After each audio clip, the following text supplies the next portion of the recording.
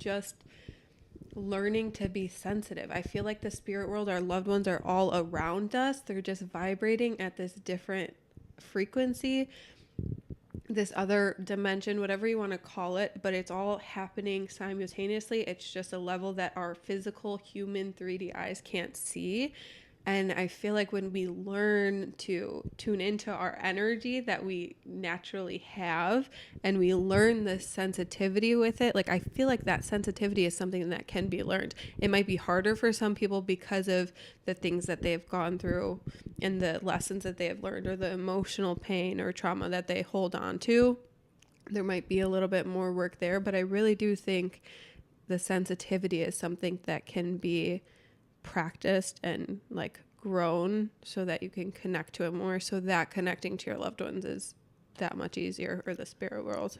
I believe that too, because it's another thing that stuck out to me while I started meditating. My mom would always tell me, because when my brother Eddie passed away, like I said, I would talk about him often, and into my adult years, he was the only one I talked to like all the time. And I was on search, I went to mediums my whole teenage through my 20s in search of a connection with him. But my mom, when I was younger, and it stuck, I don't feel like I have a lot of memories from my younger years, but one thing she did tell me was, because I would say, well, where is he? Why can't I see him?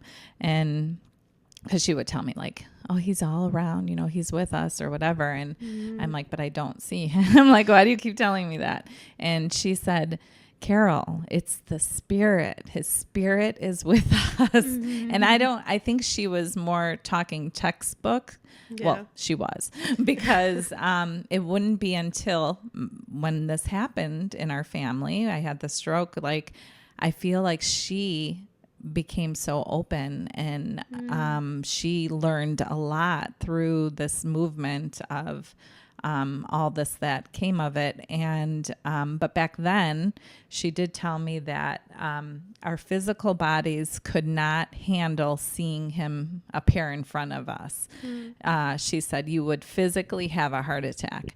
And I always remember that. And I thought, well, that's weird. That could be one limiting belief if you think about it. So now I'm in meditation trying to connect with my brother, but I'll have a heart attack if I see him. So that's one thing. But the other thing is, she wasn't really wrong, because it was a sensitivity. And I grew to learn this on my own then through meditation.